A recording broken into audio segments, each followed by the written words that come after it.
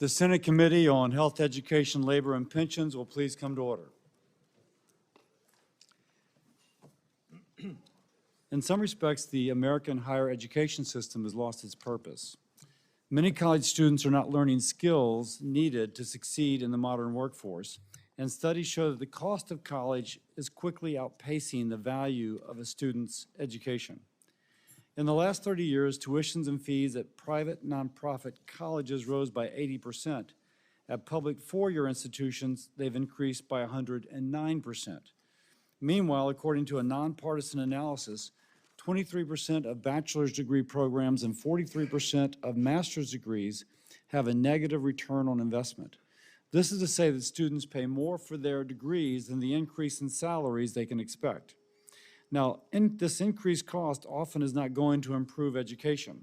Often those dollars are being funneled to promote a DEI ideology, dividing students based on race and ethnicity. A report studying 65 colleges and universities found that the average institution was paying for 45 staff members to promote DEI policies. By the way, these programs are subsidized by taxpayers who contribute significant funding annually for these universities. Instead of promoting academic excellence, many campuses have been ideologically captured, becoming hotbeds of hate and division. Students leave college woefully unprepared for the workforce while being saddled with insurmountable debt that they cannot pay back. Comprehensive reform of higher education is needed. President Trump and Secretary McMahon are making progress, including fixing the broken student loan program, but congressional action is needed to create lasting change. Over the last several years, there have been multiple legislative attempts to improve higher ed to benefit students. This includes my bipartisan College Transparency Act with Senator Warren, which allows students to compare the differences between prospective colleges and a major to see if the value of the degree is worth the cost. Senator Tuberville is leading the Graduate Opportunity and Affordable Loans Act to end Graduate Plus loans, which have been inflationary to tuition costs. This bill puts downward pressure on rising college costs by limiting graduate school borrowing. There's also the Streamlining Accountability and Value in Education or SAVE for Students Act, led by Senator Cornyn, which streamlines confusing repayment options for student loan borrowers, decreasing the 9 options to 2, giving students and families clarity as to which repayment plan best fits their needs. I look forward to discussing these and other policies in depth today. It is a given, but nonetheless, I emphasize the power of education. It can transform lives, lifting not just the generation that attends college out of poverty, but the subsequent generations in that family as well. It is also a font of life-changing innovation and research, helps develop life-saving cures, and define solutions to some of America's biggest challenges. But when universities fail in their basic responsibility to ensure a safe learning environment, when students leave college in debt and without hope for a brighter future, the American people lose trust in higher ed. There's no one who can advocate for higher education better than the institutions themselves. Universities must make the case to the American people as to why they are valuable to the nation and are worthy of taxpayer investment. I thank Taylor University and Tuskegee University for being here. Rarely are HBCUs or religiously oriented universities mentioned in conversations about the landscape of how to improve America's higher education system. We'll also hear from the Austin, Texas Community College District, which offers an interesting perspective beyond traditional four-year universities. A great opportunity for all to share stories of the value you provide. I'll make one more comment. As I mentioned earlier, it's important that everyone has an opportunity to speak to the American people on this important topic. Each person and institution should have the right to make their case. In light of that, it is known, but I will comment upon, that Harvard University have been requested to attend today's panel. Harvard is world famous for its cutting-edge research, which helps make not only our nation but the world healthier. But there have been recent episodes and a recent report on anti-Semitism within Harvard's culture. This would have been Harvard's chance to tell the committee and the country how it is addressing anti-Semitism, removing DEI from priorities, and highlighting their value as a research institution. Unfortunately, they declined the invitation. Thank you again to our witnesses for being here. I look forward to discussing how we can improve higher education so students can succeed in the classroom and beyond. And with that, I recognize Senator Sanders. Well, thank you very much, Mr. Chairman, and let me thank all of our guests for being here to discuss a very important subject. Needless to say, Mr. Chairman, you and I look at this world a little bit differently regarding this subject. In my view, in a highly competitive global economy, in an economy where technology is changing the very nature of work and the jobs we perform, if we are going to have the kind of standard of living that the American people deserve, we need the best educated workforce in the world. And I would trust there is not a lot of debate about the importance of that. Sadly, that is not the case today. Our nation used to lead the world in the percentage of adults with a college degree. We were number one. Today, despite being the wealthiest nation in the history of the world, we are in 11th place in terms of the percentage of adults with a college degree. We are now behind countries like Japan, South Korea, Canada, the United Kingdom, Ireland, Australia, and Switzerland, among others. Being 11th in a competitive global economy in the number of our people who have college degrees is not a good place to be. Mr. Chairman, we not only must we strive to have the strongest economy in the world, we also need an economy and an educational system which provides for the basic necessities of life for the American people. Yet today in our country, we have an understaffed workforce, something which this committee has discussed, which has led us to massive shortages of doctors, nurses, dentists, pharmacists, mental health counselors, and psychologists. So we're living in a country where in terms of health care, we're not able to even provide the kind of care that our people need. And that is one of the failures of our educational system.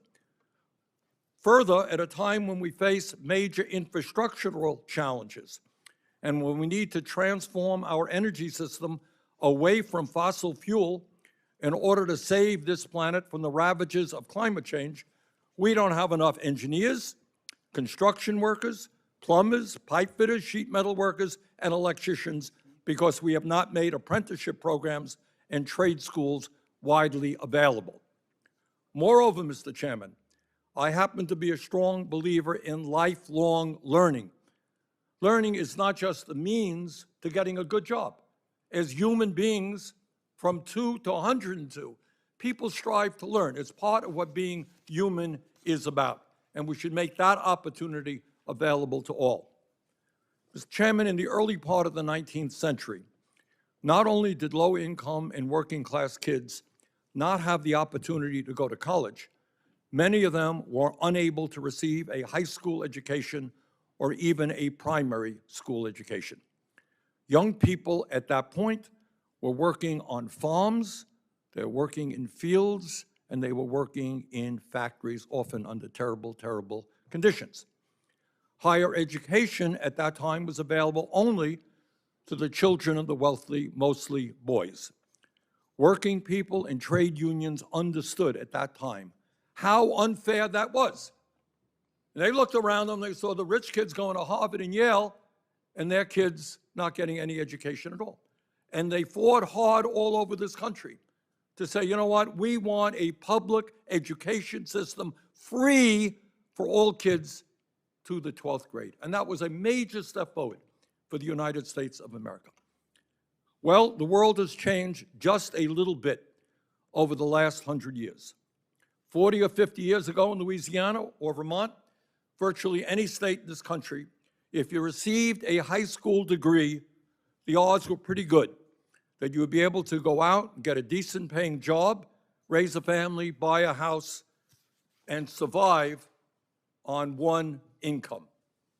That was 40 or 50 years ago. Well, that world has changed. Today, the global economy has changed the world, technology has changed, and our educational needs have changed. Anybody here really think that a high school degree is all kids need today? Most people don't. In America today, a college degree is the equivalent in many ways of what a high school degree was a generation ago. Today, the median worker with a bachelor's degree will earn over $1 million more in their career than that same worker with just a high school diploma. But it's not just money. Young people want to get the best education they can so that they can be productive and contributing members of our society all over this country. I've had the opportunity to talk to young people who did well in high school. It's one of the saddest stories you're ever going to hear. Kids did well in high school. They want to get a college education, but they simply can't afford it. They look at the price tag and they say, no way am I going to go $50,000, $100,000 in debt. How many wonderful young scientists and teachers do we lose because they can't afford to go to college or don't want to leave?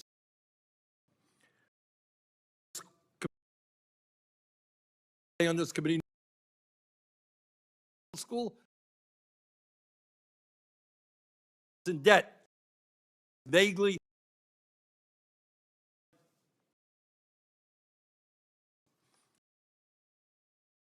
talk to people 30. So just other saying that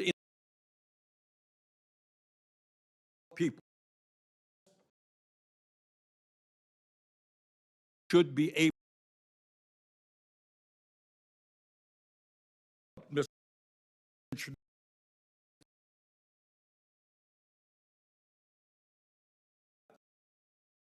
so Introduce our first witness, correctly, sir? Gillen? Yes. Dr. Gillen is a researcher, an independent think tank that advocates for individual liberty, free. Dr. Gillen is one of the most respected researchers on higher education, extensively on student loan reform measures and transparency and college outcomes. Thank you for your expertise and sharing it with us, Dr. Gillen. Please proceed. Chairman Cassidy, Ranking Member Sanders, esteemed members, thank you for this opportunity to testify on these important matters. Testimony has been submitted for the record and cover everything, but I do want to highlight a few key points on the topics. Mr. Gillen, will you pull that microphone closer to you? I want to a couple comments on the topics of accountability, affordability, and to federal action improving college affordability is what's called the Bennett hypothesis, which refers to when colleges raise tuition or cut institutional aid when financial aid is provided. So there's a lot of literature that argues that this is happening, but we can fight against it. And so the two most important ways to fight against it are, one, introduce caps on the federal aid program. So things like Pell Grants and undergraduate loans are capped. So we don't need to worry about the Bennett hypothesis too much there. But things like Grad Plus and Parent Plus are uncapped. So to the extent that we keep these programs, it's very important that we put caps on them to avoid colleges kind of undermining the effectiveness of those aid programs. The other thing we can do is adopt what's called the median cost of attendance. And so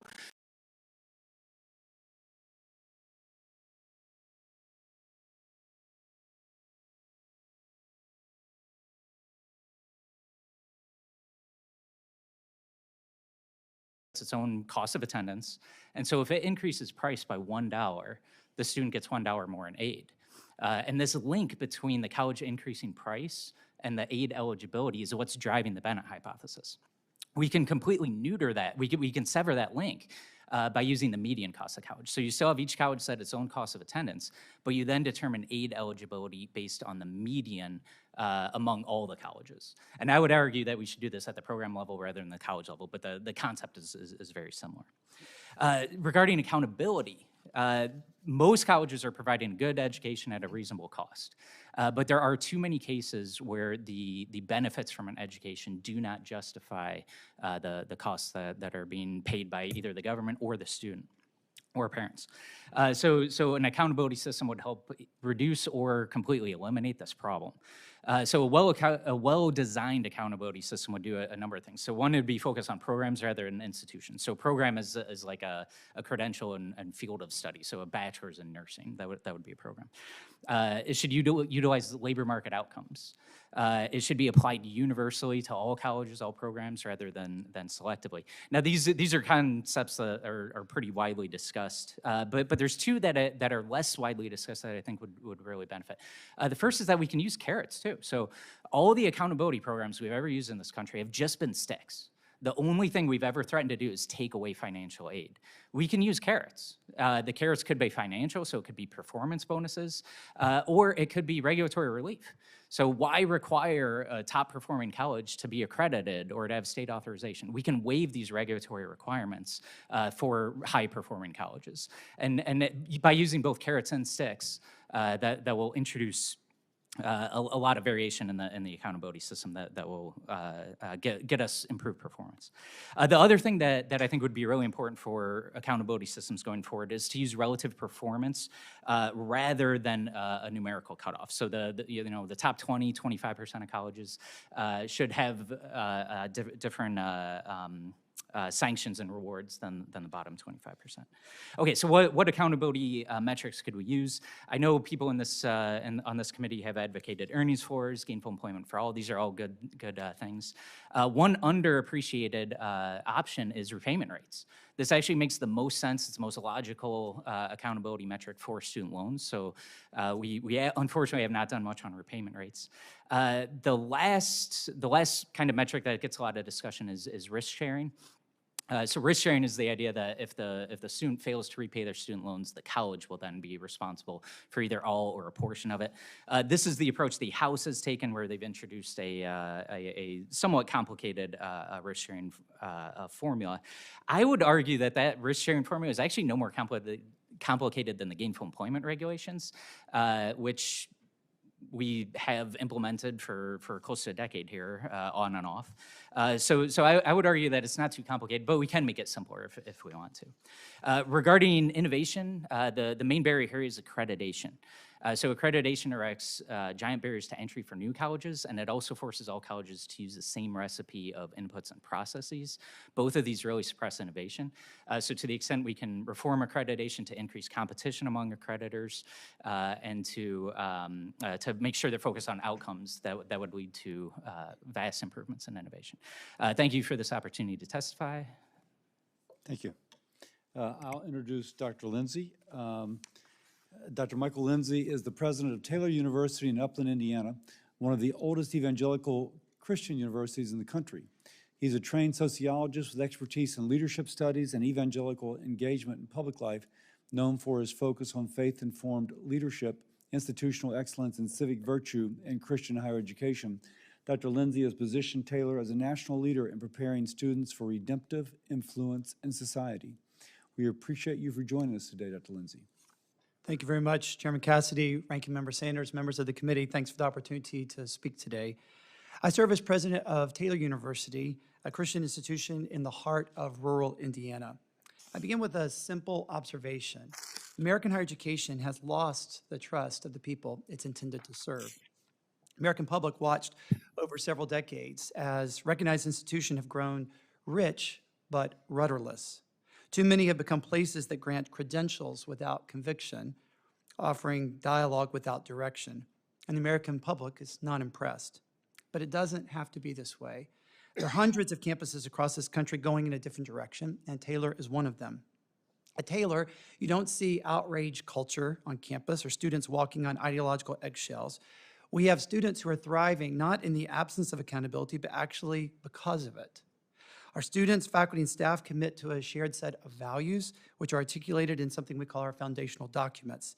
They're not really rule books, but more like roadmaps designed for moral formation and institutional accountability. We place a copy of these documents in our admissions reception room, so prospective families know exactly what we stand for. It turns out moral clarity can actually be a competitive advantage. Our incoming student numbers have grown by more than 60% over the last 4 years. I think that the first thing we want to say is that our sector needs a renewed sense of moral purpose. Higher education should not be where conviction goes to die. Rather, it should be where character comes to life. We also need to redouble our efforts around the important work of what we would call student formation. Too many places have spent years chasing research dollars and reputational rankings, but there are real limits to this particular strategy. What's most needed is just a common sense approach to focus on student learning, student development, and student engagement. We need to look at the kind of communities that we are cultivating. What I love about the liberal arts approach to education is that it encourages relationships and connections across disciplinary boundaries, developing intellectual friendships that go beyond just individual departments. It's part of a larger commitment to the holistic development of students that cares not only about their intellectual formation, but also their professional and vocational, their social, even their spiritual formation. We also need to devote a lot more energy to student learning. At Taylor, we have something called the Beatty Center for Teaching and Learning, and I love that some of my most senior faculty regularly participate in their programming to try and sharpen their skills in the classroom. This should be the norm, not the exception. And we need to look for tangible ways to give students more chances to lead and then support them in that. Most college students don't arrive on our campuses knowing how to be excellent communicators or problem solvers, but they can learn that while they're on our campuses through experiences and through expert coaching. All of this, of course, requires investing in our students. It's why I'm very grateful for the expanded Pell Grant support, because I've seen the difference that it's made in the lives of hundreds of our students on campus this year alone. I'm proud of the way that Taylor has married generous financial aid with strategic cost savings. Since 2010, our average net tuition cost has actually decreased by 24% when adjusted for inflation. And during that same time, we've more than tripled the amount of awards that we give in student scholarships. As you can see in my written testimony, it went from $14 million to over $48 million annually. And many of our peers are doing similarly good work. For every dollar that a student receives in federal aid, member institutions of the Council for Christian Colleges and Universities contribute $5 of their own in institutional aid. It's a model of shared investment that's making a measurable difference in the lives of thousands of students. Third, the mission of higher education cannot stop at the edge of our campus. It actually has to make a difference in the community. That's why Taylor launched what we call the Main Street Mile Initiative. It's a $100 million public and private investment strategy to revitalize our hometown of Upland, Indiana. As you can see from the graphic in my testimony, we're developing more than 100 new units of housing, a collegiate inn and destination restaurant, over 6 miles of new trails. We'll distribute more than $1 million in seed funding for new ventures and help welcome over 150,000 annual visitors to just our little town alone. We're in the midst of a $500 million fundraising campaign, and I'm proud of the fact that we committed 20% of those dollars to benefit not our campus, but actually our wider community. In the process, we're not just transforming Upland, it's actually transforming us, making us a campus that genuinely loves its hometown, and that's something every college in America ought to do. These three touchstones, renewed moral purpose, student formation, and tangible community impact, are the key to American higher education reclaiming its place as the world's most powerful force for human flourishing. Thank you, sir. And now I'll turn to Senator Tuberville to introduce Dr. Brown. Thank you, Mr. Chairman. It's my pleasure to introduce our second witness, Dr. Mark A. Brown. Matter of fact, he's about 20 miles from where I live as we speak in Auburn, Alabama. Dr. Brown is the president of Tuskegee University, home of the Tuskegee Airmen. We're very proud of. A historically black college in Alabama. He is the first alumnus in Tuskegee's 143-year history to lead the university. A retired Air Force Major General, Dr. Brown brings unmatched experience in education leadership, federal student aid policy, and HBCU advancement. We are thankful to have you here today to hear your perspective, Dr. Brown. Thank you, Senator Tuberville. Good morning, Chairman Cassidy, ranking members, and other distinguished members of the committee. I'm Mark Brown, as was stated. I'm the 10th president of Tuskegee. I testify before you as one representative of our nation's 101 HBCUs and as the first alumnus to lead Tuskegee in our 143-year history. Between 1986 and 1990, I personally utilized most forms of federal assistance that we will discuss today. While I am now serving as a college president and retired Air Force Major General, as was stated, I began as an HBCU student who directly benefited from these vital financial aid services. But first, I'd like to introduce you to two recent Tuskegee University ambassadors, and I would ask them to stand. Behind me is Ms. Ariel O'Neill from Los Angeles, California. She's a military dependent. Her major is political science, and she is now studying for the LSAT.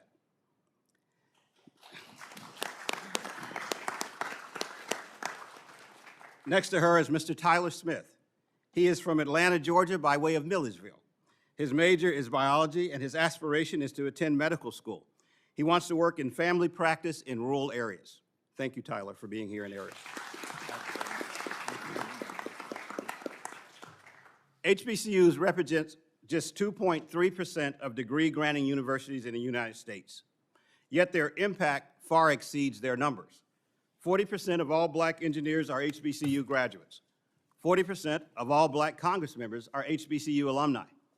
50% of all black lawyers graduated from HBCUs. 80% of all black judges hold HBCU degrees. 90% of undergraduate HBCU students receive some form of financial aid. Reductions in federal needs-based funding would negatively impact 9 out of 10 HBCU students. Today, Pell Grants provide up to $7,395 annually to eligible students. Yet this covers only 31% of cost at an average 4-year public college, compared to 79% in 1975. At Tuskegee University, we recently celebrated our spring 2025 commencement, conferring degrees on nearly 800 graduates across undergraduate and graduate programs. For that same academic year, we processed over $22 million in federal loans, including $5 million in Graduate Plus loans, $10 million in Parent Plus loans, and nearly $5.3 million in subsidized loans. These programs are not luxuries, but necessities for our students. Eliminating or reducing Graduate Plus loans without an alternative would severely limit access to graduate education, particularly for high-need, high-potential students in critical fields. This funding made it possible for students in fields like veterinary medicine, engineering, computer science, to afford not just tuition, but basic living expenses. This is not about dependency. It's about opportunity and investing in futures that will benefit society and our nation. For example, we graduated over 60 new doctors of veterinary medicine just the last couple of weeks, with 100% securing employment almost immediately. With the projected national shortage of 24,000 veterinarians by 2030, Tuskegee's contributions help address critical workforce and national needs. There are economic impacts. According to a 2024 United Negro College Fund HBCU Economic Impact Report, Tuskegee University generates $237.1 million in total economic impact for Alabama. Our institution supports over 2,064 jobs, and for every job created on campus, another 1.5 jobs are created in surrounding communities. For us, that's Highway 85 corridor, about 55 miles between Opelika, Auburn, Tuskegee, and Montgomery. Every dollar spent by Tuskegee generates an additional 43 cents in economic activity throughout our region. Our 2021 graduates alone are projected to earn $2 billion in lifetime earnings, far more than they could have earned without their degrees. In the case of Tuskegee, we are ranked #1 in Alabama for social and economic mobility. Our 81% retention rate demonstrates our commitment to student success, and our outcomes, again looking at the 2025 graduating class, speak for themselves. 44% of those graduates secured full-time employment. 2% pursued graduate school. 7% entered professional school. Others continue into military service, postgraduate work, or volunteer programs like the Peace Corps and Teach for America. 74% of our alumni earn between $50,000 and over $100,000 annually. HBCU graduates earn 57% more in their lifetime than they would without their degrees. That's over $1 million in additional lifetime earnings per graduate. Gainful employment, I will define that the way we define it at Tuskegee. We require an internship, relevant industry certification, and rigorous degree requirements for all students. This approach bridges the gap between classroom learning and workplace demands positioning our graduates for economic mobility. This model honors our founder, Booker T. Washington's vision of educating the hand, the head, and the heart, making employment outcomes central to the educational journey. Evidence-based programs with transparent historical outcomes should be aligned with federal assistance. Universities should be incentivized to emphasize fields of study that result in positive employment outcomes upon graduation. While we achieve these outcomes, keep in mind we accept 30% of our applicants, compared to other schools who only accept 2% of their applicants. It's a risk-sharing model that fails to recognize the uneven distribution.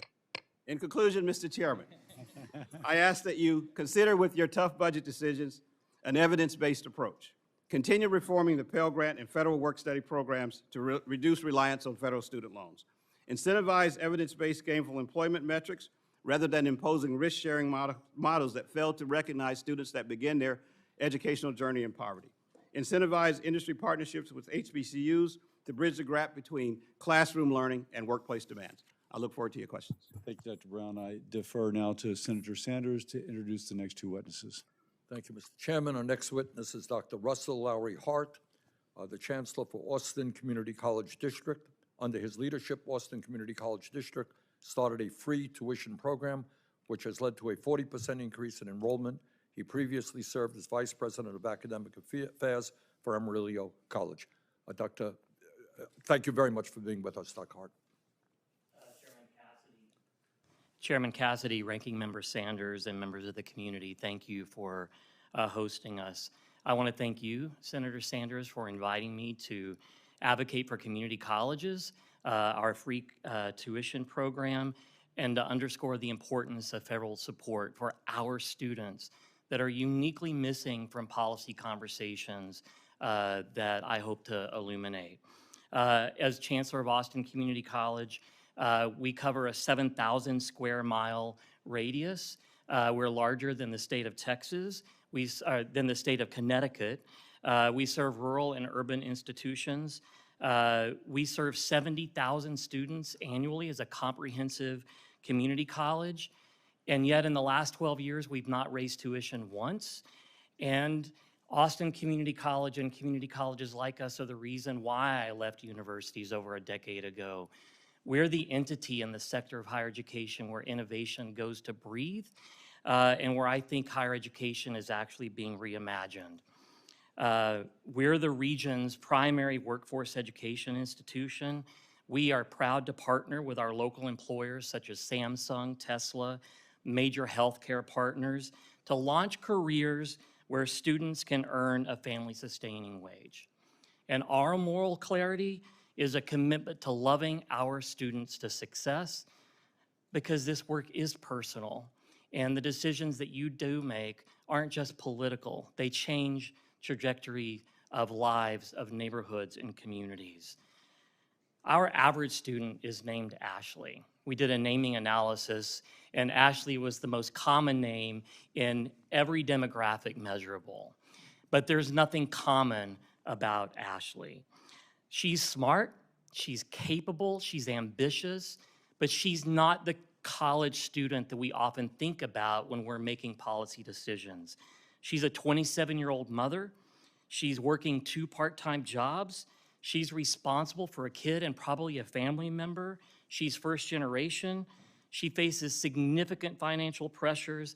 She's going to school part-time, which means she takes longer to get a degree. She is continually in a state of stress because she is one flat tire or one sick child care worker away from having to drop out of school, which then consign her to a life of poverty when we could offer a few supports at key moments that could open up a life of wealth building for her and the generations that follow her. But her success is built on really important programs such as the free tuition program, Pell, and Child Care Access Means Parents in School, the C Campus program. All of these kinds of federal supports help Ashley and ensure that she's able to overcome the significant life barriers that get in their way. Ashley, like 60% of our students couldn't access $500 in the case of emergency. 48% of our Ashleys are food insecure. 55% of our Ashleys are housing insecure. And according to Alice data, Ashley, living in Central Texas, has to earn at least $60,000 a year just to keep her head above water. That means Ashley has to make nearly $5,000 a month just to get by with rent, childcare, utilities, transportation, basic needs. These aren't insignificant barriers, which is why the financial support is so important and why the potential changes to Pell, especially part-time Pell, could be devastating to her and the generations that follow her. Senator Hawley recently wrote in the New York Times, "Our economy is increasingly unfriendly to working people and their families. This is especially true to working people trying to go to school to get a better job, people like Ashley," which is why the College for All Act could be transformative. But in Central Texas, we're taking Ashley's challenges head on. She does face challenges in affordability, and community colleges are the sector that has taken on affordability with courage. Yet in Central Texas, in the last decade, 60% of our students a decade ago went to post-secondary education. Now only 42% of our students are leaving high school and enrolling. And working with Trellis Strategies, the #1 reason they told us they weren't enrolling is because of the cost to attend college and that they had to get a full-time job. It's one of the most important decisions that our trustees made was to initiate the free tuition program. I'm proud that my board chair, Mr. Sean Hassan, was a leader in this effort. It has dramatically brought students that didn't think higher education was possible back to education. They're staying in school. They're in workforce programs primarily that will lead to a family-sustaining wage. And it's why we're supportive of the proposal that would move 10 millions of people from low-skill, low-wage work into industries that offer real career pathways at a time that our country is challenged in paces of innovation and global economy shifts. And community colleges, if funded appropriately, can be the answer to the global challenges that we seem to be struggling to meet.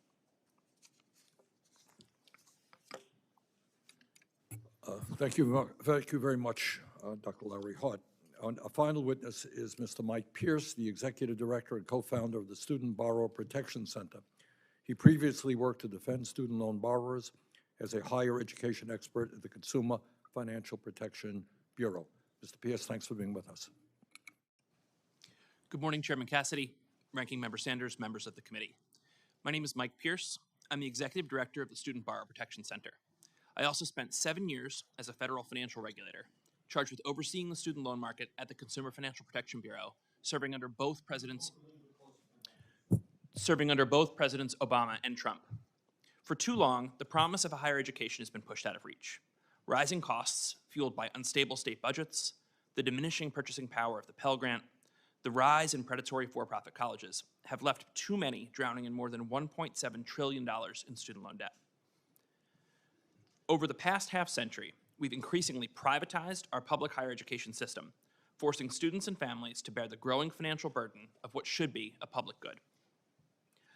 I'm here today to warn this committee about the unprecedented economic shock facing tens of millions of working families across the country, driven by a set of reckless and cruel policy choices made by President Trump.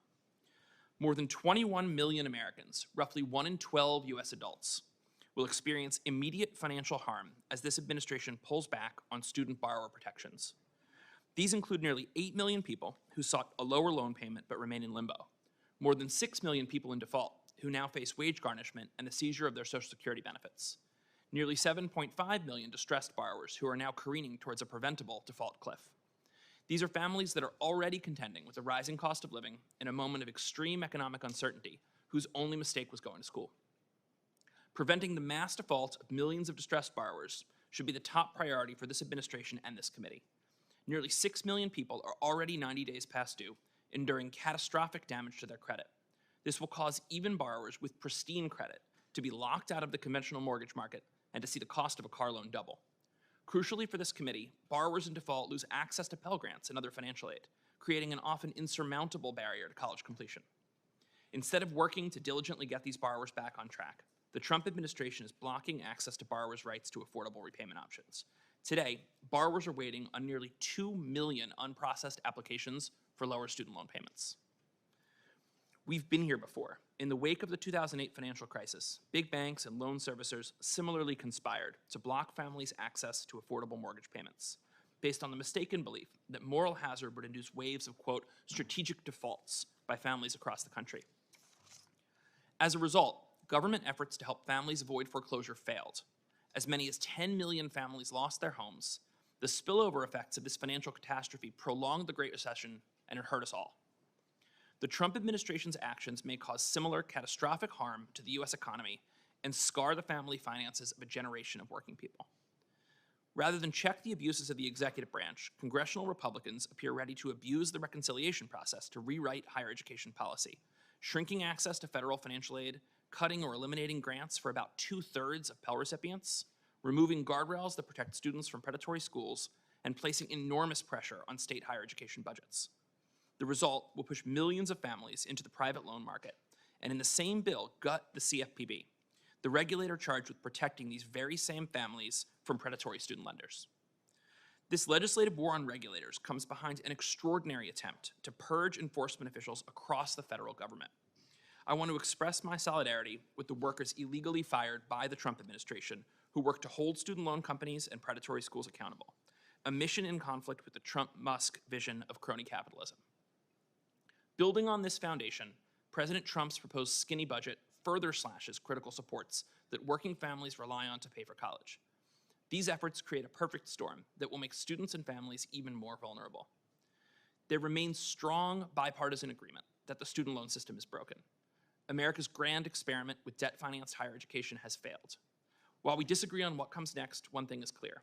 Our government should focus on making the markers of middle-class American life, including education, cheaper for students and families.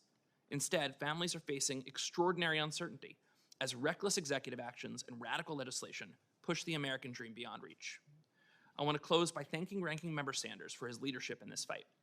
We deserve to live in a country where public college is free and there is no student debt, where higher education is an engine of upward mobility and no one is forced to forego their dreams because they cannot afford the rising cost of a college degree. Thank you, and I look forward to your questions. We'll now turn to questions, and I will defer to Senator Tuberville to go first.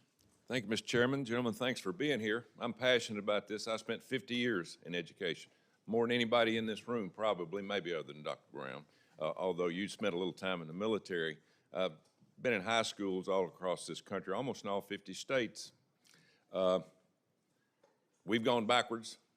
Here we're today talking about higher education, and I spent 30 years in that, and done a lot of great things for a lot of kids, men and women, rich and poor. It's got to be merit-based, folks. If we don't merit-base this thing, we will not survive as an educational system. This country gives you an opportunity. I was in a situation where athletics was merit-based. I didn't care who you were. I had to win games. I recruited kids that had good grades, would go to class, and could play football. And if they couldn't do those three things and work at it, I didn't recruit them. It's got to be the same thing in college in terms of getting a good education. I know of a school that has a happiness degree. That ain't gonna get it. I'm for paying everybody's way to college, but not for a degree where when they get out, they can't get a job at Walmart. We need degrees that kids can prosper, then raise a family, and have a great life in this country. So, I'd like to ask each one of you just one question, starting over with Dr. Gillen. Dr. Gillen, what factors do you see that have caused massive skyrocketing costs at our universities across the country? So I would argue that the main driver of higher college costs is what's called the Bowen revenue theory of cost. And so when you look at higher education, it's the Bowen revenue theory of cost. And so the idea here is that it's not that you know, higher faculty salaries or increases in institutional aid are driving higher spending. It's that It's that when more revenue is available, colleges will spend as much as they can. And it makes sense. These are all mission-driven institutions, right? Like if you give each of these schools $1 million more, they'll find a good way to spend it. The problem is if you keep doing that, eventually those good ways to spend it aren't so convincing anymore. But when we have these mission-driven institutions, the more money they have, the more money they're going to spend. Dr. Lindsay. I think the opportunity that's before us is, as you say, to bring accountability and outcomes. And I think we have to be very intentional about the kind of formation that's occurring on our campuses. I'm really proud of the fact we have something called the Good Work Initiative, which is basically trying to transform on-campus employment opportunities where students are paid a little bit more than minimum wage to give them a little bit more spending money, but we also pair it with professional development and vocational discernment exercises to help them so that when they graduate, they actually have that kind of professional experience. It's a pilot. We've had good success with it. We're allowing the opportunity for more students to take on more leadership roles, giving them good things for their resumes, but also buttressing their opportunities when they graduate. Dr. Brown. Senator, I'll use a real example. I went to my Board of Trustees this upcoming year and said I would like to freeze tuition for 2 years at our school. They approved the freezing of the tuition. But when I looked at the cost of insurance, which is a subcomponent of that tuition, we had to go up. So the real cost to the customer, the family, was more. The same is true of the cost of dining, the cost of food that goes into a dining hall contract, and the cost of the utilities that it takes to run the campus. So my campus is much like any other business. Those costs we would not be able to absorb. And so our costs went up because cost in the economy went up. It was not that we would spend more because we had more. Those costs were real, and we had to realize those as a school operates just like a business in that sense. Dr. Hart. Thank you for the question. I would say in the community college sector, there hasn't been a massive skyrocket rising of prices. At Austin Community College, we haven't raised tuition in 12 years. I think we've raised it once in 15. We're the sector of higher education that lives within our means because our students are so price sensitive. And I think there could be a lot to learn from how community colleges effectively manage their budgets. I agree with you on that. Been in a lot of community colleges. You do a good job, by the way. And I think more kids need to go to community colleges. Mr. Pierce? I think it's my turn to talk about for-profit colleges, which seems to be missing from my colleagues' responses to your question. We have watched the proprietary sector raise costs far in excess of other sectors of the higher education system. And we've also watched some of the largest participants in the for-profit college market turn into private nonprofit colleges or enter into deals with public colleges. So I think we're not in a place where we were a decade ago talking about the proprietary sector. We should be looking at the backroom deals that some of the largest colleges in the country are cutting with these private companies and how these deals are driving the increase in costs that are being pushed on our most vulnerable students. Good. Thank you. Thank you, Mr. Chairman. Senator Sanders. Thank you, Mr. Chairman, and thank you all for your testimony. I believe that all of you mentioned Pell Grants, and I think the elephant in the room, as many of you know, right now there is a Republican-led so-called reconciliation bill which will provide massive tax breaks to the very rich and cut programs that working families need. And one of the programs that is being cut are Pell Grants. Where we are right now, the bill is in flux, but right now it would eliminate, this Republican bill would eliminate Pell Grants for 1.4 million working-class students and substantially reduce Pell Grants for 3 million low-income students throughout America. That's what that bill does. Dr. Brown, what does that mean for Tuskegee? Thank you, Senator Sanders. The vast majority of our students use Pell Grants. If you reduce Pell Grants, you will probably increase the amount used in student loans. If you cap access to student loans and at the same time reduce Pell Grants, you will hurt access to education for those who begin their educational journey in poverty or with significant need. Dr. Brown, if you could convey that message to Republican members of Congress, I would appreciate it. Dr. Lowery-Hart, what would that do to students at your community college? Over 75% of our students at Austin Community College are part-time because they're working 2 part-time jobs and raising a family. If the proposals to increase part-time Pell went into place, there are 5,000 Austin Community College students right now that are taking between 6 and 7 hours that would lose Pell access, which means the workforce programs that they're engaged in, they might have to drop out of or withdraw from. Okay, thank you. I don't have yeah. a lot of time. Dr. Lindsay, what does that mean for Taylor? Pell is an incredibly important catalyst for hundreds of our students, and the expanded Pell has made a tremendous difference. I've worked directly with students, I've seen how it has actually allowed them to be able to come to Taylor and to be able to stay at Taylor. It's a huge differentiator, and I think all of us recognize the key difference that Pell has made. All right, do I hear the three folks who are running universities think that these kind of massive cuts in Pell Grants would have a very negative impact on the lives of your students? Am I hearing that? I am hearing that. All right, Dr. Lowery-Hart, talk a little bit. To me, education is a human right, like healthcare. Whether you're rich, poor, young, old, I think you should be entitled to it.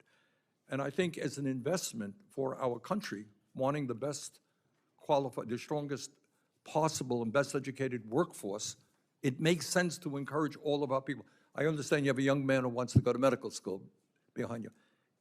Dr. Brown, I don't know what his financial circumstances are, but if he doesn't have a lot of money, he will graduate medical school many, many hundreds of thousands of dollars in debt at a time when we desperately need primary care physicians. Dr. Lowery-Hart, what has been your experience in providing free tuition for the students in the Austin area? It's been transformative for the families that we serve. Our enrollment has returned to pre-pandemic levels. Our students are now enrolled in workforce programs that will lead to a family-sustaining wage. We saw a 40% increase in enrollment based on the free tuition program, and it is already producing outcomes in increased retention and success in the classroom. So what I'm hearing from you is the investment that has been made in those students is going to pay off in a whole lot of ways. Yes, the ROI on this is undeniable.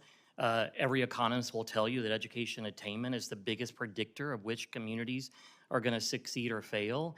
And right now in Austin, we're importing talent from all over the globe, and we need to be investing in our own local students, and the free tuition program is helping us do that. Mr. Pierce, what is your sense of what free tuition would mean to working class families in this country? It would mean widespread economic opportunity. And it's not just for those families that are going to be able to get a job with a family-sustaining wage. It's for all of us. Our communities are better off when we have more education. There's more innovation. There's better jobs. There's an economy that we built in the middle of the 20th century that was the envy of the world. We get back there by educating our workforce. Okay, thank you very much, Mr. Chairman. My turn. Dr. Brown, you've written about the challenges facing the Parent Plus program and pointed out that HBCU students and parents rely on Parent Plus, but sometimes it saddles the family with debt they cannot pay. And so that which is extended in compassion becomes a shackle keeping them from growth. Can you comment on that, please? And those are my words, not yours, but I feel just as passionately as you. Yes, Senator Cassidy, I agree that the Parent Plus loans and loans in general create a financial burden on students that is not sustainable. Specifically, if a family has an estimated family contribution of 0 and then you extend a Parent Plus loan to that family, what's the likelihood that that family will, with any reason, be able to pay it? But it's a far more complex question than that, because if you remove those loans without an alternative, history tells us that that stops access. And so I think if we go back to the founding of the whole Title IV program, this was supposed to be solved within the Pell Grant part of the program and not within the loan part. The loans create a debt trap. It creates and takes away the social and economic mobility that is intended of education. So I wish we did not need the loans at all.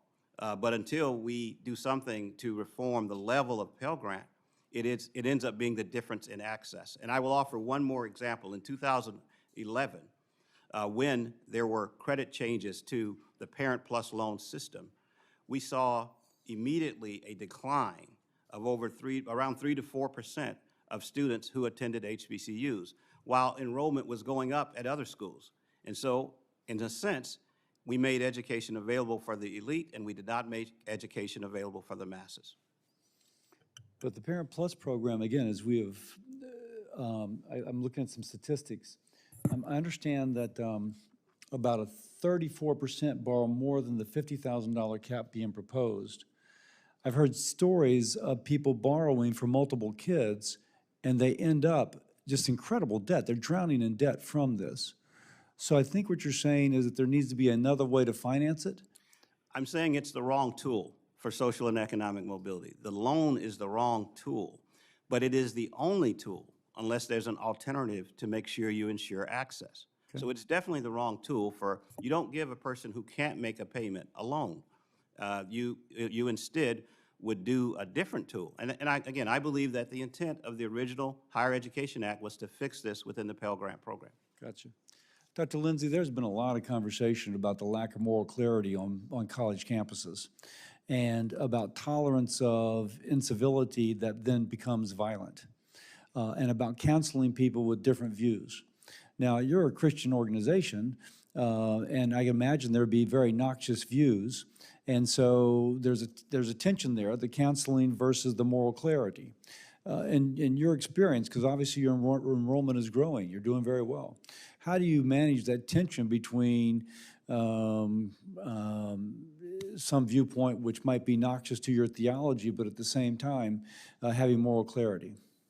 I think fundamentally we believe that all truth is God's truth, so we're not afraid to engage on difficult topics or difficult issues. I was on the faculty of a Research One university for a number of years, and I would say at Taylor, I feel like we have more freedom to engage on difficult or contentious topics than I ever faced on that Research One campus.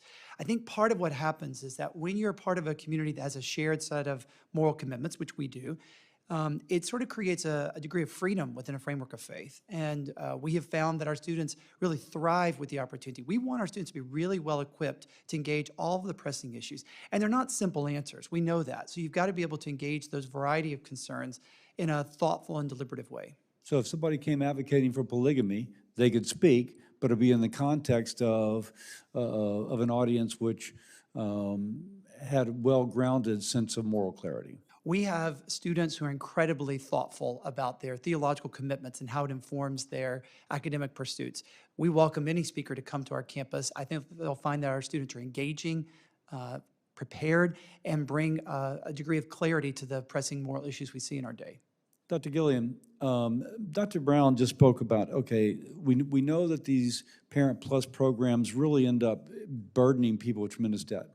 And you made the statement that sometimes increased revenue is spent, but there's diminishing return in terms of the benefit, however you define the benefit. But he said, if you cut the Parent Plus, then how do you replace it? There's a tension there. Please, from your perspective, how is that tension addressed? Yeah, absolutely. So I totally agree that the Parent Plus is the wrong tool to try and address this problem. I actually had a paper out that argued we should get rid of Parent Plus and increase Pell Grant to make up the gap that parents were contributing to their students' education. So that's one option is increase Pell Grant. Another option is just rely more on the private sector to do that lending, because the main problem with the Parent Plus loan right now is that they are not doing kind of credit checks, and so you're giving students, or you're giving parents who can't afford the debt a huge amount of debt, whereas private lenders wouldn't make those loans. So they're not going to get repaid. You're not disputing that they might need the money. You just think there's a better, more wise way to finance it. Correct. Okay. Senator Hassan. Thank you, Mr. Chair and Ranking Member Sanders, for this hearing, and to the panel, thank you all for really clear and compelling and interesting testimony. And I think it's really important, just framing this a little bit. For a lot of time, the debate about higher education since I've been here is about either we should increase scholarships, and I agree, actually we should expand Pell more for all the reasons many of you have talked about. And I also am very concerned about the current Republican congressional proposal to cut back on Pell and make it harder for working students in particular. But it is also true that we should make higher education less expensive and have more alternatives for students as we move forward. So since I've been here, I've focused a lot on bipartisan ideas that would actually just help us lower costs for students and make higher education more accessible. So I want to get at a couple of those things with all of you this morning. And I want to start with you, Mr. Pierce, because one of the things we have to start with is how difficult the FAFSA process is right now. We can all agree that the rollout of the simplified FAFSA could have and should have gone a whole lot better. Students and institutions deserve a well-functioning FAFSA process and expert staff to turn to in the Federal Student Aid Office when in need of assistance. However, the Trump administration announced in March that it was slashing Department of Education personnel by half. Within 24 hours after those rifts were announced, the FAFSA site was down for several hours. So, Mr. Pierce, how has the administration's chaotic and arbitrary cuts at the Department of Education impacted operations, and are there concerns that the agency will be able to fulfill its legal obligations without adequate staff? We are already watching the Office of Federal Student Aid come apart at the seams. There was a new study put out just this morning by the National Association of Student Financial Aid Administrators, the trade group that represents school financial aid offices. They surveyed their members, and they found that nearly 60% of school financial aid offices already report delays and difficulty getting somebody on the phone at the Office of Federal Student Aid. That comes at a moment where we've just survived a disastrous financial aid cycle, where students and families are scared they won't be able to figure out how to navigate our complicated financial aid system. This is the wrong time to cut staff. Thank you. Dr. Lowery-Hart, I want to talk about credit transfer costs, which sounds kind of arcane, but actually, according to research by Southern New Hampshire universities, is a real issue. Students who transfer to a public four-year institution lose on average almost half of their credits, the credits that they've already accrued when they transfer, and the overall cost of transferring is about $13,000 when you include lost credits, transcript request fees, and a whole lot of other things. In addition to financial costs, students lose valuable time and are less likely to complete their degree. This is just one of the ways that college is too expensive. So what more must be done to remove credit transfer barriers, and is there a role for the federal government to play here? Well, first of all, I think community colleges actually make the attainment of a bachelor's degree more affordable. Yeah. 2 years plus 2. It is going to require higher education to align itself. Right. In Austin, we've aligned with Texas State, the Bats to Cats program, with St. Edward's University, a Catholic institution, faculty-to-faculty alignment to ensure no credit loss. Right. Scholarships waiting for them, data sharing, advising those students to the university degree plan from day one. Those are things that aren't just best practice, they should be required. Right, I appreciate that. And Senator Young and I have last session introduced fast track to and through college. And one of the other things we could do is align high schools who've got students ready to do college level work so that the students are doing work in high school, getting those credits in place. Now maybe to get your bachelor's, you only need to go 2 or 3 years to higher education. Dr. Lowery-Hart, also I just wanted to talk to you about borrower education and transparency. One common sense step that we can take to help drive down student loan debt and increase consumer transparency is by making sure that the student financial aid process is clear and easy to navigate on the front end. Senators Grassley, Smith, Tuberville, and I have reintroduced the Understanding the True Cost of College Act, which would create a financial aid offer form so that students can more easily compare financial aid packages between schools and determine what's the best fit for them. How will reducing the complexity of the federal financial aid system and empowering students with information on the front end help students access and afford college? First of all, please make that happen. Okay. It is one of the biggest barriers, especially when you're talking about first-generation college students who may not have familial support to make sense of the bureaucracy. Right. It's why at Austin Community College, we do a financial literacy requirement before students sign any loan or even scholarship. It is a very cumbersome, difficult process to articulate for people that don't have experience with it. Yeah, and even for those of us who do, shepherding students through it and children through it is a challenge. Thanks, Mr. Chair. And I will note that under Chairman Alexander and Ranking Member Murray, this body pushed to make FAFSA more understandable. the work that had been done in Trump 1 was discarded by Biden's administration, and they never could meet their deadlines. So unfortunately, Trump 2 is having to rebuild from something which was a disaster. Yeah, it's something we should be able to work on together, all of us. Yes. Senator Marshall. All right, thank you, Chairman and Ranking Member, and welcome to our guests. The student that the Ranking Member spoke about was me.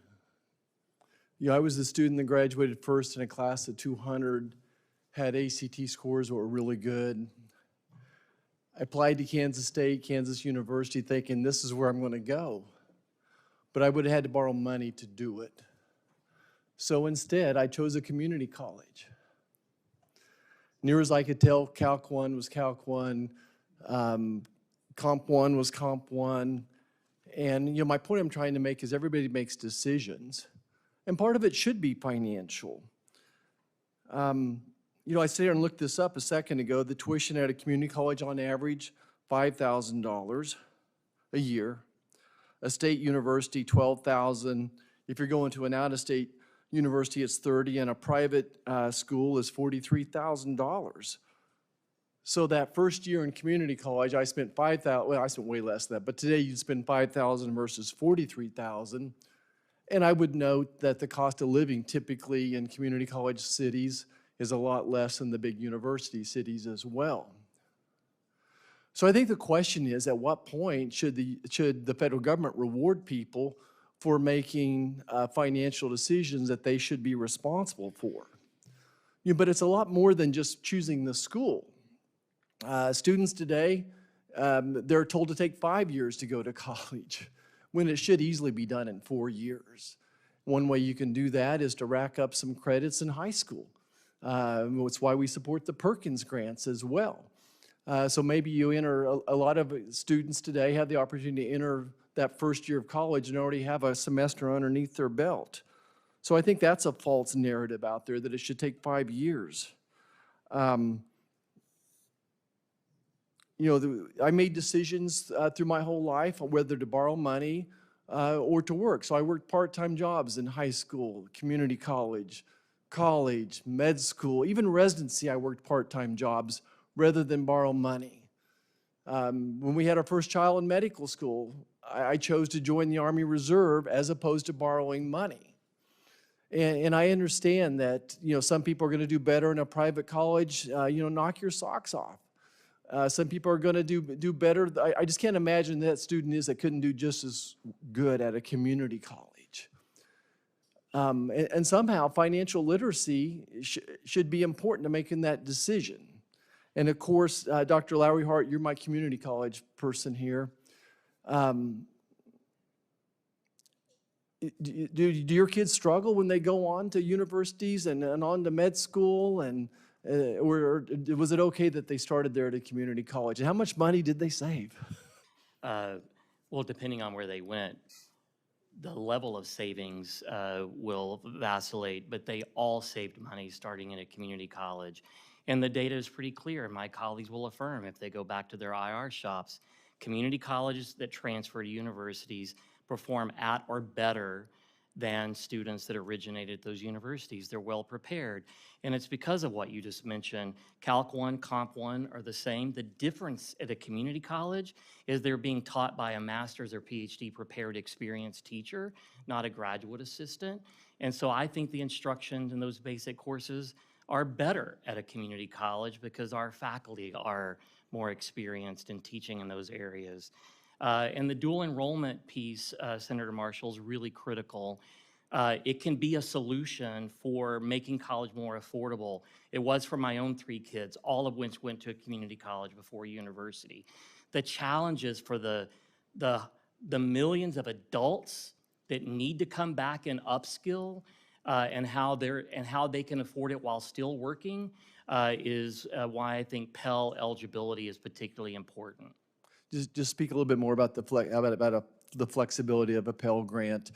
More and more, the great paying jobs, if we can just get them in the door for 6 or 8 hours at a time, how important would that be to you?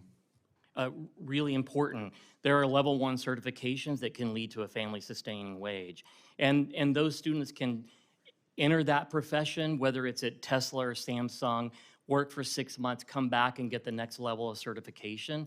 Those stackable credentials are what will change their families' generations to come, but also ensure that our communities are able to meet the moment that we're in economic challenge that we have. And I'm sure you don't have to answer this question, I need to wrap up, but you see time and time again the story of a person that came back in a year or two and continued that education, and that particular person ends up being just a superstar Yeah. on the job site. So thank you, Chairman, and I yield back.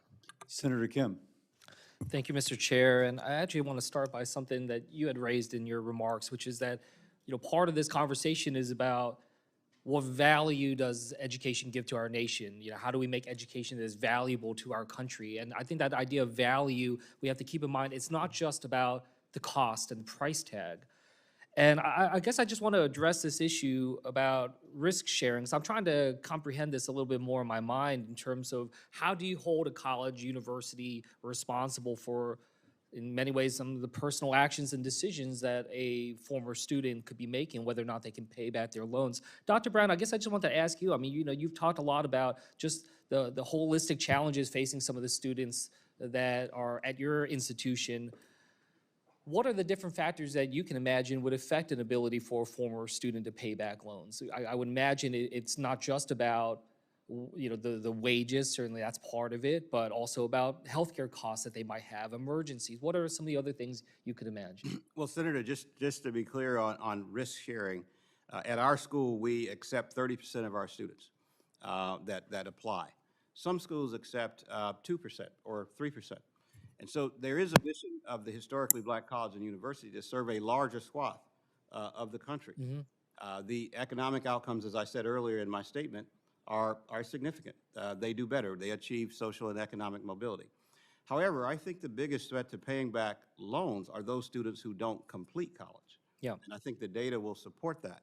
And the reasons that they don't complete college are often related to a lack of finances. And so again, I would ask that as we consider formulas for risk sharing, you also consider that the risk is not equal among colleges. And if you decide that you will service a larger group, then your risk is obviously going to be higher. The return for the country, however, may be, and I think the data supports this, far greater when you look at the social and economic mobility and the earning power of those students who you took a risk on. When you're looking at this issue about risk sharing, to the point you mentioned, I could see a potential consequence of this being such that, schools may be less, I guess maybe they would be more hesitant perhaps to admit certain types of students if they have lower economic backgrounds, other types of potential concerns that they might have in terms of the ability for that person to be able to pay back loans. I know there's some talks about offsets there, but Dr. Brown, would that potentially be something that could be an unforeseen consequence? I think an unintended consequence, and I'm sure it's unintended, but it could happen, is that we become more selective on who we allow to enter school. And that probably should not be the basis for entering college. If someone comes from a low-income or first-generation college students, like many HBCUs service, you would not want that to be a determining factor if you would allow that person to enter college, because your risk goes up. And nor do I believe that HBCUs would do that, given our historical mission of serving those very students. Yeah, Dr. Gillen, I wanted to just go back to you, just kind of get your perspective on this. I am having trouble understanding how it is that we try to single out colleges and universities in terms of that risk when, there's so many other issues. Some of the people I've talked to that struggle to pay back their loans because their parents got sick or they have kids and challenges on that front. There's so many different factors that affect. How do you try to go about teasing that out? Yeah, absolutely. So those types of factors will tend to be sort of randomly distributed among all colleges. And so if you do kind of like the median random life disasters exemption, I think you account for most of that. What I think the big value of the risk sharing proposals are is it makes it so that the college cannot profit from offering an education that leaves the student and the taxpayers worse off. Because right now they can, because they get all that tuition money up front. They get to keep that even if the student never repays the loan. So that to me is the big advantage of the risk sharing is weeding out that portion of the higher education sector.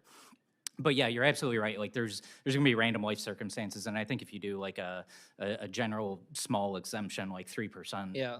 So I mean, look, I just want to just share, just how, how much this could be very damaging in a lot of different ways, and the unintended consequences as mentioned. The other thing I would just want to raise in my final seconds here is just, I think it also has the potential to threaten just the threaten and undermine our tradition of liberal arts education as a whole as well. I mean, part of what we have really profited by in this country is the creativity, the innovation. Not necessarily, I've studied in other countries and seen how they're much more driven towards just specific careers. But I think we benefit from the education, the creativity that's out there. And if we're moving in a direction, I could see how this type of action could potentially put colleges to say, we're going to start to divest in our humanities programs, arts programs, and other things like that, if that's going to, not be as profitable or be a greater risk that we have bringing on those types of students. So I just want this committee to be mindful of that as we proceed along. With that, I'll yield back, Mr. Chair. Senator Moody. Thank you, Chairman Cassidy, and thank you to our witnesses for taking time to be here, away from your families and jobs. This is an important hearing from our earliest beginnings as a nation. Access to education was seen as a fundamental bedrock for the sustainment of a republic governed by a free people. And our founders and subsequent generations knew that if we educated our populace, one endowed with virtue and knowledge, that was incredibly important to continue the fierce protection of our rights and our liberties and ensure the strength of this country from one generation to the next. And in time, it led to more Americans having access to education, to pursue college, improve not only their lives, but the lives of their children. And as a result, our nation, our economy, the prestige of our institutions of higher education grew too. However, in recent times, we've seen our institutions move away from or even fail in the original basic mission. Students are graduating with higher amounts of debt, with degrees that are sometimes not even useful. In some cases, they even have a disdain for the very principles and ideals needed to continue this great experiment in self-government. Further across the country, colleges and universities in many instances have failed in their duty to protect students from harm and to foster intellectual debate and growth of availability of ideas. Instead, they've, as we have seen play out in the media time and time again, they have allowed protests to erupt in violence, buildings to be overrun, all while our tuition across the nation continues to rise. In Florida, we have shown that this does not have to be the case. In fact, we undertook very aggressive efforts to ensure that our students were protected, and at the same time, we've made sure that we are demanding higher education funding is tied to performance, guaranteeing accountability and outcome improvement. I would like to brag on our own FIU that received an A from the Anti-Defamation League in combating anti-Semitism, as our state continues to make strides to ensure our students are not only equipped for success in the workforce, but also equipped to live full civic lives in this country. In innovation, my alma mater, the University of Florida, the champions of the basketball world are coming to Washington today. Go Gators. They're helping to lead this nation in AI development. And finally, our colleges and universities, whether it's the University of Central Florida, the University of North Florida, or Florida Tech, they're cooperating with local employers and partnerships to ensure their curriculum evolves with workforce needs, leading to more successful outcomes for students. And with that said, I would like to turn to our witnesses for a few questions. And I'd like to start with Dr. Lindsay. You've acknowledged the role of higher education and how it plays in the formation of the individual and instilling virtue along with the sense of a civic and societal responsibility grounded in faith and community. And I believe these are traits that we are sorely missing today. However, at the same time, with efforts to bring advanced manufacturing back to the U.S., we need to ensure that our students are equipped to meet the job requirements, not only that are in demand right now today, especially as this administration is really bolstering American businesses and bringing those jobs back, but also the demands of the job markets of the future. How do you view the relationship between the two societal needs? Do you believe that they are in tension, or through your work and experience, is there a way to meet both the needs without sacrificing one or the other? At Taylor, we certainly believe that you can instill a sense of civic mindedness, a service over self, and at the same time preparing students for the jobs that might be out there. I mean, the interesting thing is that 2/3 of my freshmen will pursue careers that have not yet been invented. So we need to have a degree of intellectual agility. The liberal arts idea that Senator Kim was mentioning is what actually prepares them for a dynamic workplace environment. At Taylor, we've certainly found that our students can marry a commitment of civic mindedness and developing virtue, and at the same time getting the intellectual and professional development that will serve them well, not just for the first job they take, but for the rest of their lives, being contributing members to their communities, to their professions, and for the wider world. And if balance is possible, what are some steps that other universities and colleges could take now to meet the approach that you're taking, but ensure there is balance there? I mentioned how important I think it is for us to be really committed to loving our hometowns. And that's a simple way in which you can get students involved with both volunteering through local nonprofits, but also interning to solve problems that the private sector has in your local community. It gives students professional experience, but also deep engagement in their local community. So you heard it, Chairman Cassidy, we have to learn to love our hometown, including DC. Somehow I think Dr. Lindsay is a sociologist. You know what I'm saying? I mean, it's just coming through, man, just coming through. When the Major General makes these guys do push-ups behind him, we'll have him declare it. Senator Hickenlooper. Thank you, Mr. Chair. And thank all of you for your work on behalf of the future generations of this country. I want to ask a couple different questions, and maybe I'll go down the list. At one time, or various times, there's been talk of a website that would actually allow prospective students to see of any university, or as best estimated it could be, and there'll be a large battle over this, what kind of earnings they could achieve based on what they studied. And these are averages, and I think there would have to be qualifications on that. So I want to ask each of you just to very briefly kind of give a thumbs up or what's a real concern about that. I recognize the limitations. And then tied into that, there's also from time to time been efforts to allow students future loans to be able to declare bankruptcy. What would happen if you took away that right that lenders are looking for to make sure that they can get paid back? And obviously you would probably decrease access. I recognize that, but I postulate those two questions. What about the website that to the best ability tries to give prospective students a vision of what they can earn in the future? Why don't you start down at the end with you, Mr. Gillen? Yeah, so I think that's a great idea. We do have an early version of this. It's the College Scorecard website. You can look up by college and major what the earnings of graduates are. So there's some limitations there because not everybody graduates. But I think that's a great start. We can build on it. I think it's borderline criminal that we don't also tell them, okay, what jobs do they get? Like, do the veterinarians graduates, do they work as vets? Or are they working somewhere else? Not that that's necessarily bad, but definitely a great idea. And then in terms of the second... Quickly, okay. But that's okay. You've got what? So the second question was about loans? No, the second question, could they declare bankruptcy on loans? On loans? Yes. That's a great question. So I would argue no for now, Okay. But I would put a cap on it. So I'd basically say you can't declare bankruptcy the first few years after graduation because nobody has any assets. But after a few years, open Okay, up. great. Dr. Lindsay? I changed my major 4 times in college, and I think most people do. Oftentimes, you choose a major not just because you're interested in the field, but you choose it because you love the faculty. And so I'm not a huge fan of saying that what you major in necessarily is the predictor of what your life success will be or the earnings that you'll have in that.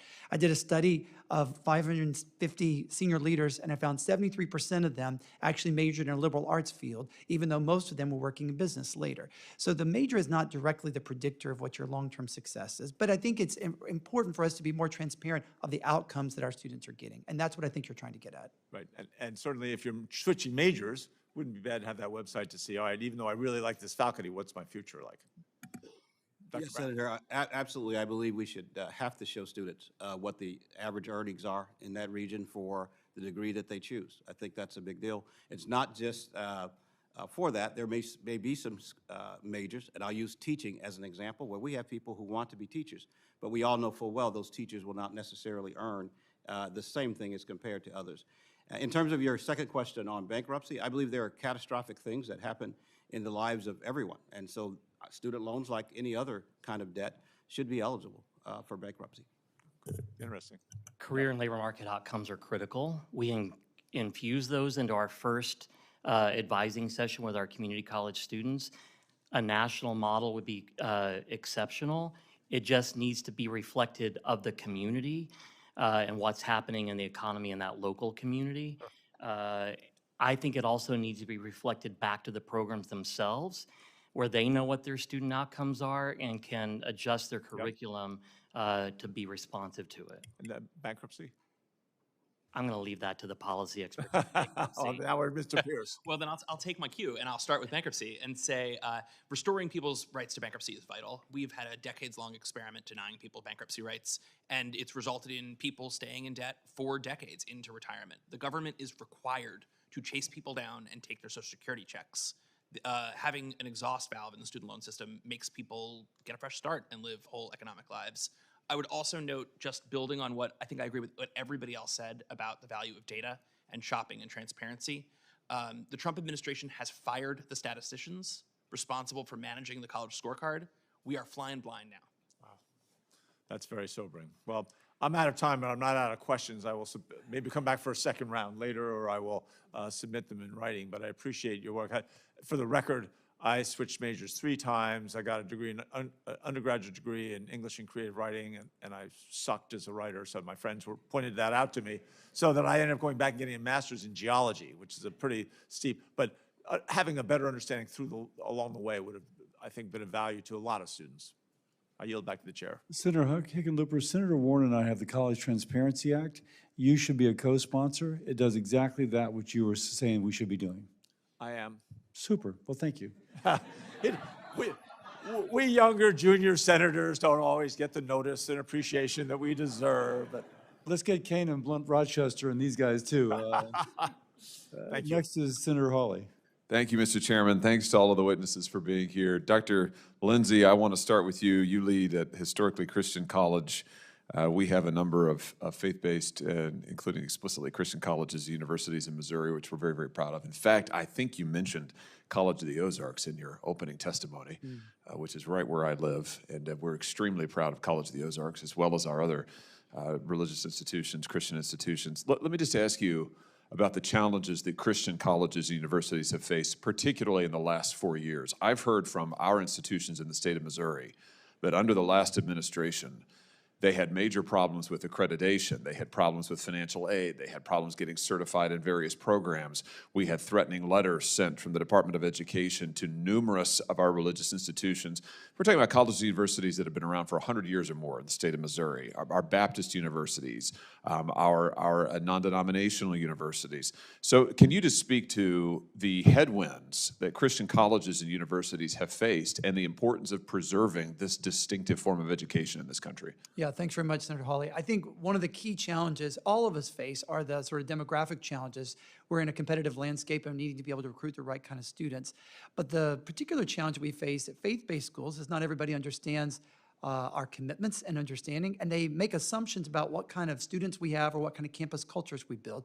But I find that when people actually come to our campuses, they actually fall in love with the students. They see that this is a place that really is trying to help students to thrive and to do well. You are right that the regulatory environment can be challenging and that there are certain actors in the political landscape that can make it more challenging. I'm grateful for progress that we've been able to make in recent years, which has made it easier than it was, say, 10 years ago.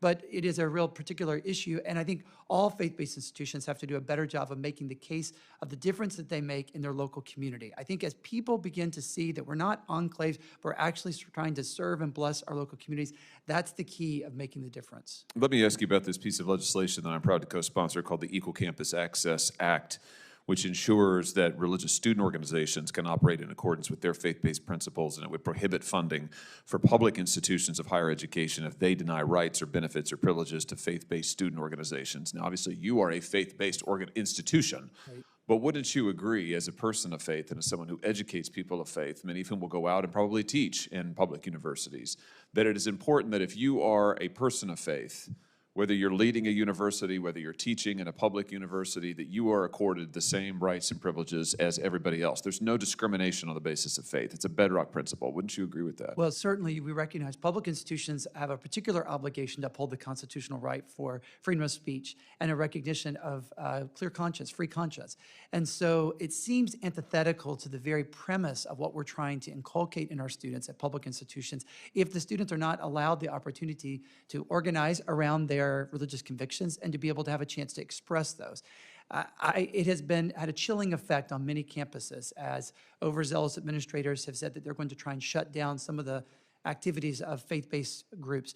But I think that there's a real hopeful opportunity, and certainly I support the expression of those constitutional rights, public and private institutions. Very good, and I just want to come back to the first point that I made. I think it's absolutely vital that we do everything we can to protect Christian colleges, universities, and their rights to exist and educate students on an equal plane with every other form of university.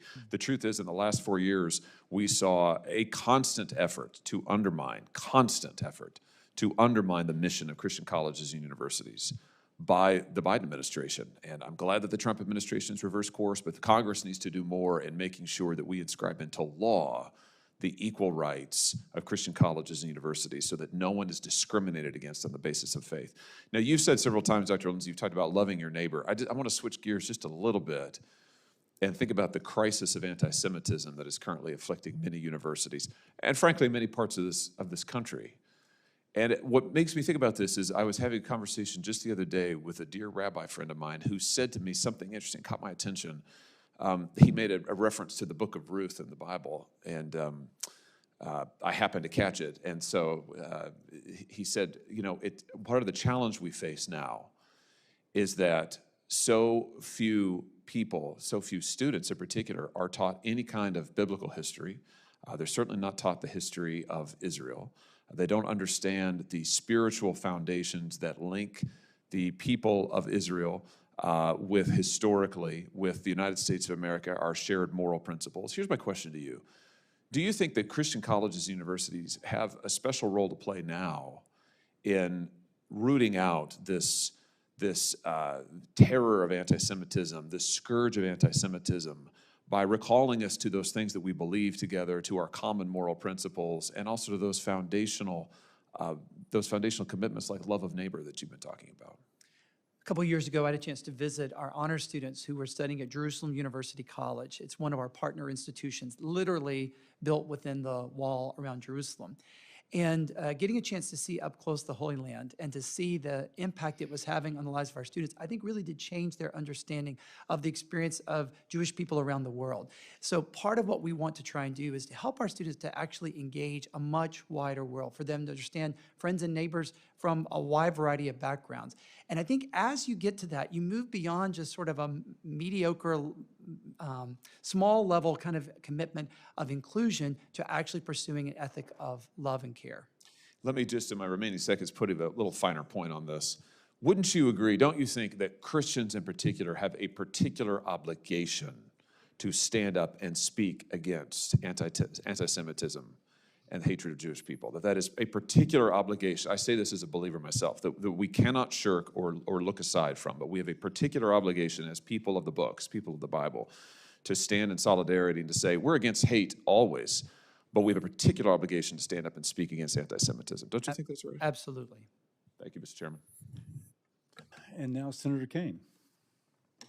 Thank you, Mr. Chair, and thanks to the witnesses. A personal story, a worry, and then a question. So, personal story, in hearing my colleague Senator Marshall talk about how community college was really important to his educational path, getting a good education and not going into too much debt. For me, it was dual enrollment. Being able to go through the University of Missouri, which was at the time relatively low-cost public institution in 3 years rather than 4, was a really big deal for my family at that moment. And so there's no one-size-fits-all strategy around affordability. For some, it might be community college. For some, it's dual enrollment, for some it's Pell Grants, for some it's Stafford loans. It's just that we have to equip students and families much earlier. You have the capacity to get a great education. There's a lot of different ways to do it. So often parents and kids are getting into the college search process without really knowing the breadth of avenues they can use to achieve a high quality education at a cost that doesn't break the bank. So that's the story. The worry, my colleagues have shared worries about higher ed, whether it's anti-Semitism or other things. I'll tell you what my worry is. My biggest worry right now is if I look at the dismantling of the Department of Education, dramatic cuts in research funding going on in budgets that are being bandied about, dramatic cuts in funding to libraries, museums, and cultural institutions, elimination of funding to public broadcasting. Even outside the education space, directives to certain agencies like the National Weather Service and NOAA that have a lot of public information that they've been sharing with the public, like, hey, you shouldn't share it with the public, you should sell it. I'm a little bit worried that there's sort of a privatization of knowledge thing going on, and I am really, really worried about that knowledge could be available for those who can afford it, but not for those who can't. That worries me a lot. There's a famous phrase of Jefferson that is sort of paraphrased in the Virginia Constitution that says, progress in government and all else depends upon the broadest possible diffusion of knowledge among the general population.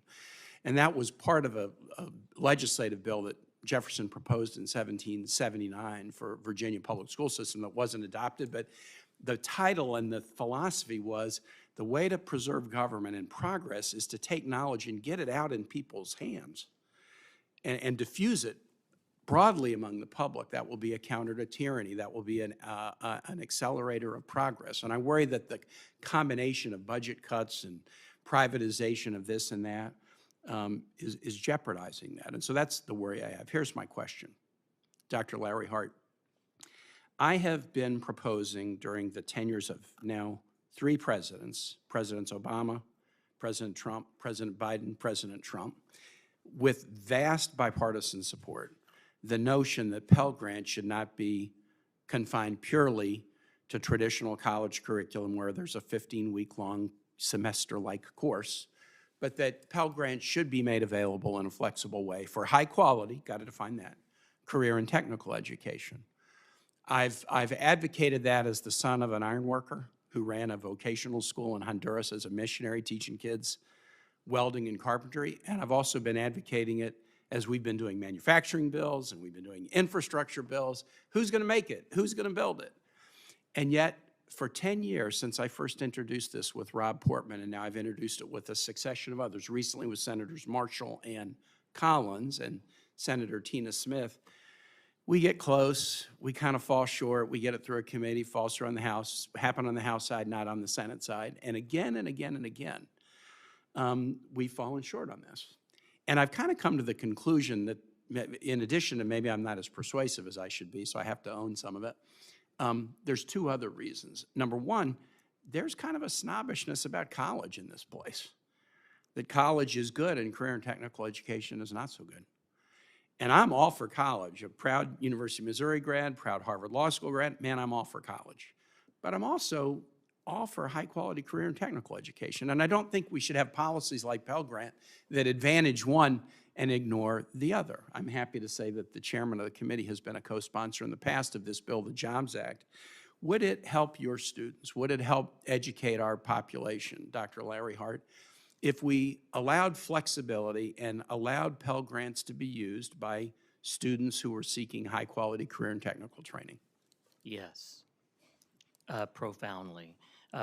We've talked about, my typical student is named Ashley, and she's a 27-year-old single mother, raising kid, working 2 part-time jobs.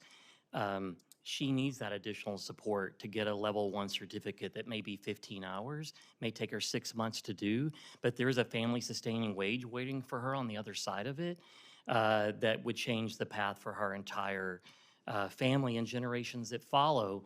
And I would just say she deserves our advocacy. She deserves to be seen and cared for in the same level that my colleague students deserve, but she's often misunderstood and ignored. I'm over my time, but Mr. Chair, as I yield back, I said there were 3 reasons I think this hasn't proceeded. Maybe I'm not as persuasive as I should be.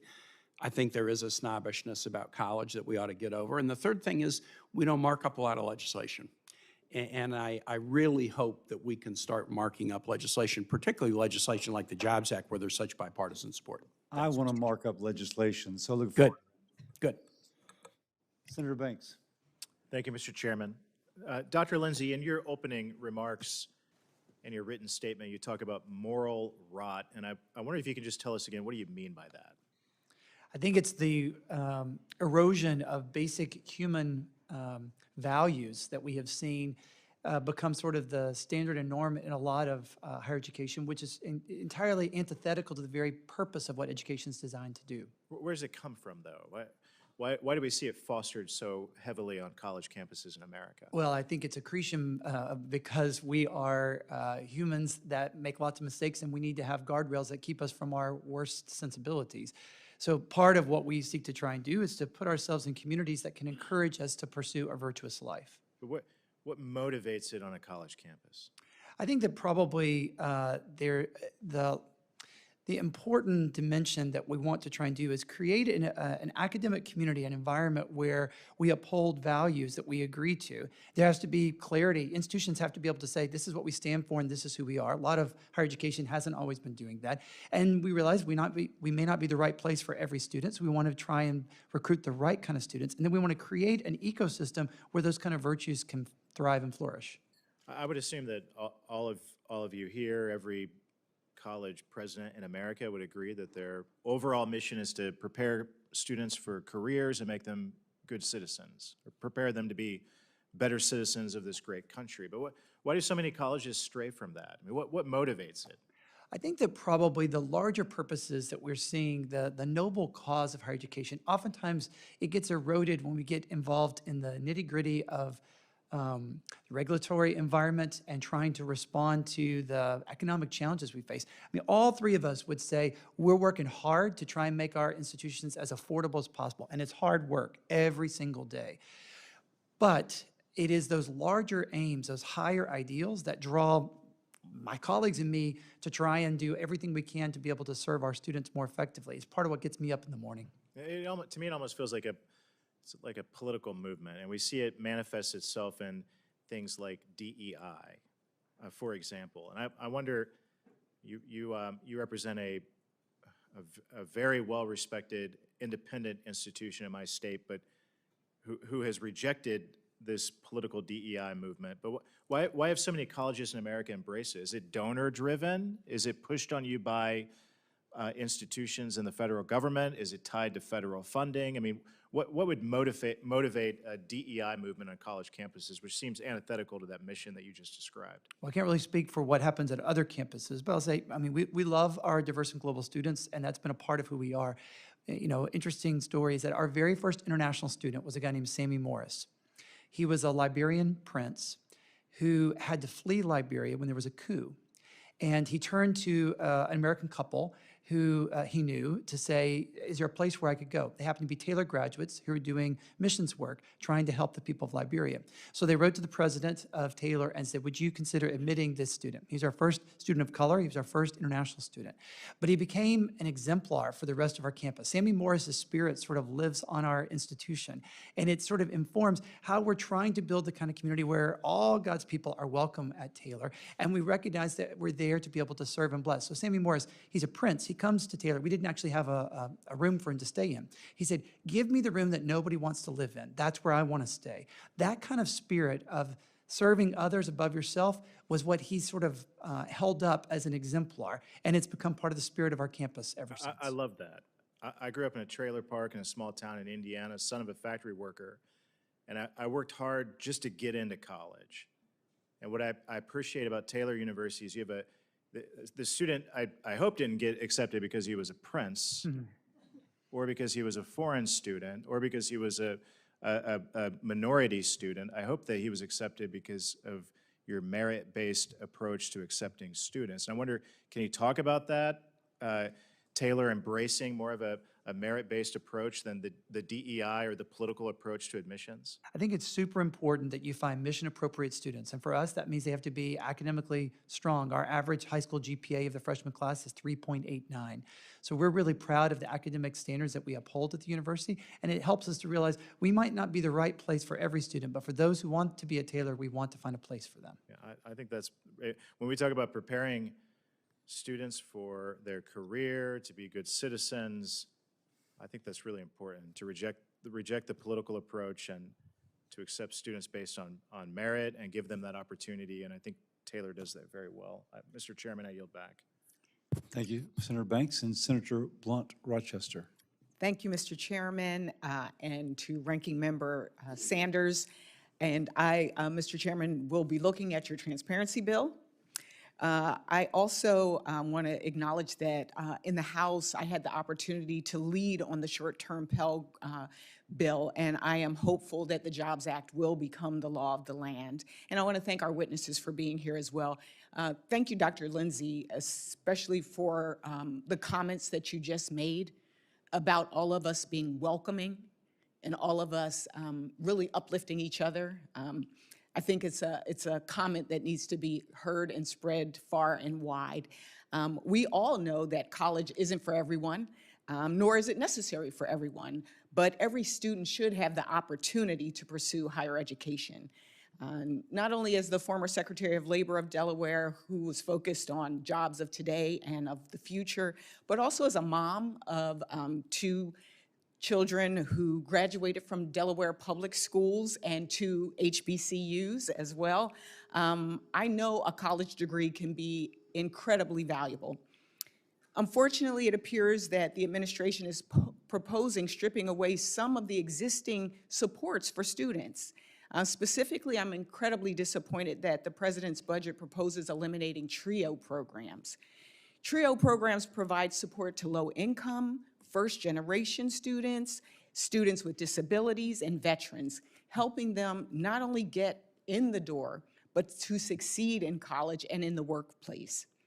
These are programs with bipartisan support that help students create brighter futures for themselves through higher education, and it also makes us competitive globally. So far, more than 6 million students have graduated from college with TRIO's help. Dr. Lowery-Hart, can you tell me how many students would lose access to support if TRIO was eliminated? TRIO has almost 900,000 students currently enrolled in those support programs that TRIO offers. And based on your experiences, what impact do TRIO programs have on students? Do you think eliminating TRIO would improve our higher education system? It certainly wouldn't improve it at all. In fact, you have a demonstrative impact of TRIO programs, even on our own TRIO programs at Austin Community College, that reflect the data nationally. 83% of the students in our local area that are upward bound students enroll in a post-secondary entity. 47% of SSS students get a bachelor's degree compared to their peers that didn't have the same kinds of supports. It's, I'm looking at data, 47% of TRIO students are more likely to finish a 2-year degree and transfer to a bachelor's degree than students that have the same demographic background but don't have the same support that comes in the form of financial literacy, mentoring, academic skill building, career skill building, the very things that we've spent our time on this panel talking about. TRIO has already done historically and done well. And so in the budget, the administration refers to TRIO as a relic of the past. I disagree. I think this was the 60th anniversary of TRIO this year. I think it was because we're close in age. And in fact, I think it's true. In fact, I just signed on to Chairman Cassidy and Senator Warnock's bipartisan funding request for TRIO. And to me, TRIO is not a nice thing to do. It's not just about it being a nice thing to do. This year alone, all high school seniors in Delaware, Delaware Technical Community College's TRIO programs will graduate. Again, that is staggering, and more than 95% of them will be attending college. Dr. Lowery-Hart, do you think TRIO programs are a relic or are they relevant? They're relevant. Thank you for that answer. If we want a strong economy, we must invest in programs like TRIO that help real people access education and the tools they need to succeed. And I hope my colleagues see that these budget cuts would be harmful, not helpful, and that this program is not a relic, but is relevant to today. I yield back. Senator Also Brooks. Thank you so much, Mr. Chair. I'd like to just begin my comments also by saying thank you as well to Dr. Lindsay. Your words were so beautiful, and it reminds me of a scripture that says, "By this they will know that you are my disciples, if we love one another." And so I so appreciate your courageous comments pointing out today that we have an obligation to love each other, whether we are from here or any place else in the world. You know, God commands us to lead with love. So thank you so much for that. I am disturbed and just so sad, really, at the climate that's been created by this administration, which pits people against each other, those who have had the opportunity to go to college and those who have not. I'm the daughter of two parents who did not have the opportunity to attend college, a mother who was a receptionist, and a father who worked so hard selling cars and newspapers in order that I might be educated. And I have to tell you, nobody's prouder. My father is the single most intelligent person I have ever met, didn't have the chance to go to college, and I am so proud of him, and he is so proud of me. But it was both his work as a car salesman enabled me to become a United States Senator. And so I think it is important as we think through what higher education looks like, that we remember that it takes both, that those who have opportunities, we give them to them, and then we career and technical education and other forms of making it to the middle class are important. I want to just ask two quick questions. I know the time goes by quickly, and I want to thank all of the witnesses for being here today. Dr. Brown, I am glad that you are here so that we can hear the perspective of our HBCUs. And Maryland, as you know, is proud to host 4 HBCUs in our state. In fact, I'm looking forward to being the commencement speaker at Bowie State University this Friday. I'm also the mother of a proud daughter who is attending Spelman College. And so I'm looking forward to working with colleges across the aisle to preserve access to this critical funding. That being said, this administration took some concerning actions earlier this year, briefly suspending the 1890 National Scholars Program, which funds students' education in agriculture at HBCU. So I just wonder if quickly you can speak to the importance of preserving funding streams for our HBCUs.